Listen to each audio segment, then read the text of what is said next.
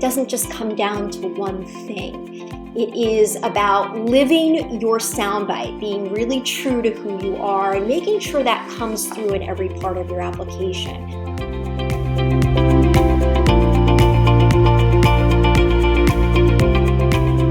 My name is Karina McCosco from Academic Influence, and I'm here with Sara Harberson. And we just want to know, how did you get into your field and what kind of inspired you to write this great book of yours? Oh, thank you, Karina. Yes, I went to a very large public high school back in the day. I had a guidance counselor. I didn't even know what a college counselor was. And I didn't have a lot of guidance in applying to college. I kind of tried to figure things out on my own. Sometimes they were right, sometimes they were wrong, but I loved the experience of visiting colleges, applying to colleges, going back to visit once again after being admitted, that I fell in love with the college admissions process as a high school senior. So the moment I arrived on that college campus as a freshman, I started giving tours through the admissions office, and from there, it turned into a long professional career. I haven't done anything else but work in college admissions except for a year of law school. Wow, so what did you major in college?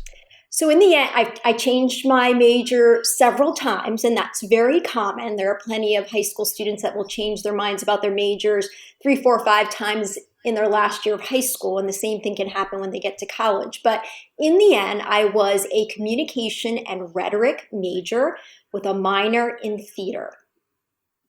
Wow, that is incredible. And a lot of the people who watch these interviews are just starting to apply for college or in college. So could you kind of just give us a brief overview of your book? Sure. So I've been on the college side of the admissions process. I've worked in a high school. I've also been a private college counselor for a long time and working with an online Facebook group called Application Nation, working with families who are going through the process. So, the best advice when you're applying to college is to find out who you are. That's really what the Soundbite approach is all about. And make sure you follow that to a T. Make sure that guides you with every decision you make until, of course, you change directions or you change your mind about your academic interests or your extracurricular interests. The wonderful thing about the Soundbite concept is that it evolves with you. Just as we mature and we become more self-aware, our Soundbite is going to evolve and become even more mature and well-developed. So when students approach me about how to get into a dream college, I say, first, you really need to work on yourself and figure out what makes you really, really special. And if you follow that to a T, you're going to be in good shape and you're going to have wonderful results at the end of the process. Wow, that is so interesting. And we've talked to several people who are writing about college on here, some of them being Jeff Salingo or Ron Lieber. But I kind of want to get your opinion. What do you think is the most important thing to get into college? Obviously, there's no cookie cutter model for getting into college, but what do you think is the deciding factor for most people to get in? Yeah, I spent so many years reading applications as an admissions officer, being a member of the admissions committee, making final admissions decisions as an associate dean of admissions at the University of Pennsylvania and a dean of admissions at Franklin and Marshall College, that what I've realized over the years, it doesn't just come down to one thing. It is about living your soundbite, being really true to who you are, and making sure that comes through in every part of your application. Because at this point, it's not just a transcript that's going to get you into college, or a high test score, or one good essay. It really has to come together in a beautiful way. I often teach my Application Nation students that it's not about hammering home one exact thing about yourself, because admissions officers get really bored very quickly. When they go through each part of the application, they want to learn something new about you. So there should be this beautiful layering effect that happens in your application. One section builds on the next, and it should all come back to that identity, that one sentence soundbite. And if you do that, then the admissions officer is going to read an application that they've never seen before. And that's really what you want to give them. you don't want to be like everyone else. In fact, you want to go in the other direction. You want to Right. just be yourself. And when you have a soundbite that nobody else has in the world, that really does guide every section of the application. If you are applying to highly selected colleges, and there are a lot of students and families that follow me because they are, I say that you need strong grades. You need the strongest curriculum that's available at your high school. You need strong test scores if you're going to be submitting them. That just keeps you competitive. It's all the other subjective pieces of the application that often are the reason a student gets admitted or gets denied. Wow, that is such fantastic advice. And with staying true to yourself throughout high school, do you think that you should stay to like one specific field, all your activities be based around something? Or do you think it's better to branch out and try different sports, try different clubs? I think you have to try different things at first. Not every student knows exactly what they want to spend their free time doing immediately in high school. Not every student knows what academic major they want to pursue in college. So I really do believe students should be exploring things, especially in ninth grade, sometimes ninth and 10th grade. And oftentimes students can even change their minds, senior year. But I think it's important to check out a number of things before you settle in on one. And again, your interests will change. Your soundbite adapts with you. You just have to be willing to keep rewriting it if you change directions. So you don't have to have all of your activities match up to one specific thing. You can have some surprises in there because oftentimes it will show another skill that you have to the admissions officer reading your application.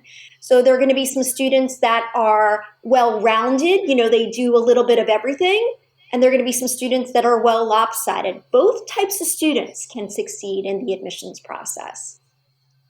Wow, so you don't have to be a well-rounded student. You could actually be somebody who really specializes in one thing and still look appealing to admissions officers? And the interesting thing is you could be well-rounded, but you can still specialize. I'm really big on specialization because I think a lot of students, when they think about applying to college and they think about a specific major, they think in general terms, especially right now, business is so popular as a major to list on an application. And frankly, it's one of the most popular programs of study for undergraduate education right now.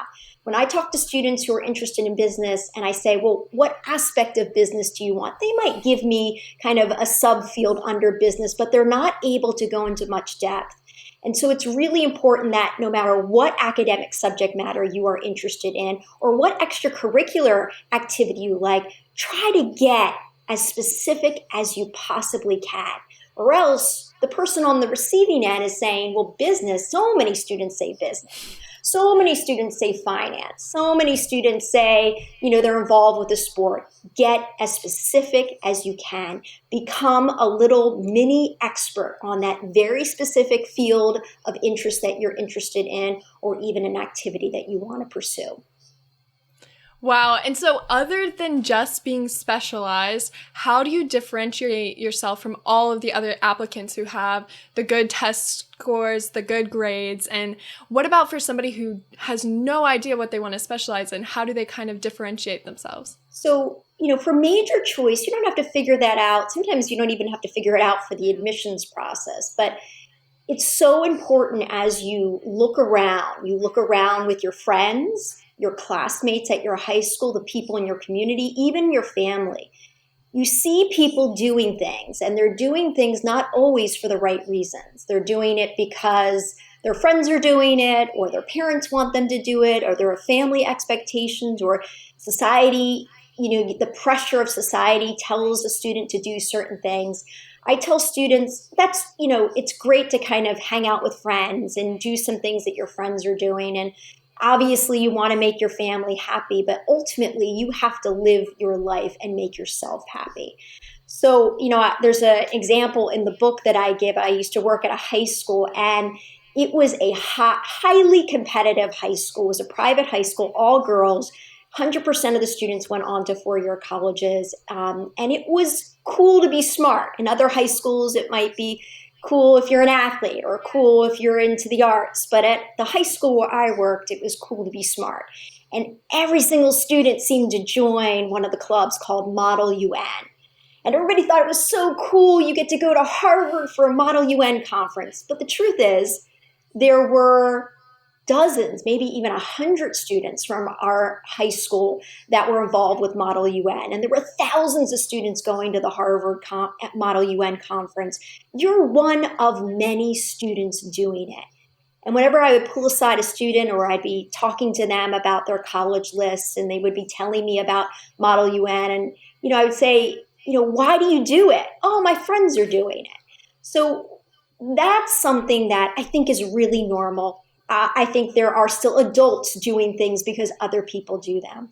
I think one of the most important things about the college admissions process, but about every stage of your life, is to not do what everybody else is doing.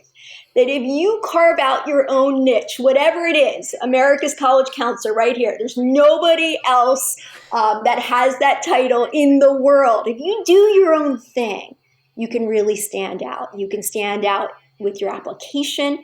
You can stand out when you apply to graduate school, when you apply for a job, when you're trying to get a loan for a business, when you're trying to get your book published. You've got to stand out. You've got to have the confidence to stand out. So my whole goal is getting high school students to recognize how special they are. Sometimes they don't even realize. They're talking to me and they mention some little tidbit and I go, what was that? What was that? Oh, it's nothing. No, it's something really, really special.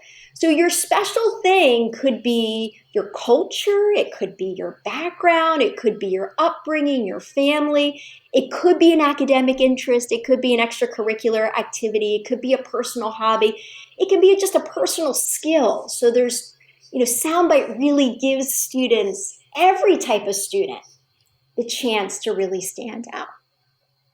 Wow. Well, thank you so much for taking the time to talk with me. It was really so interesting hearing all you had to say and really comparing it to what we've heard from other people who write about college. And I think it is so important what you were saying about standing out and finding what makes you unique. So thank you so much. Thank you, Karina. It was really a pleasure to meet with you and talk with you.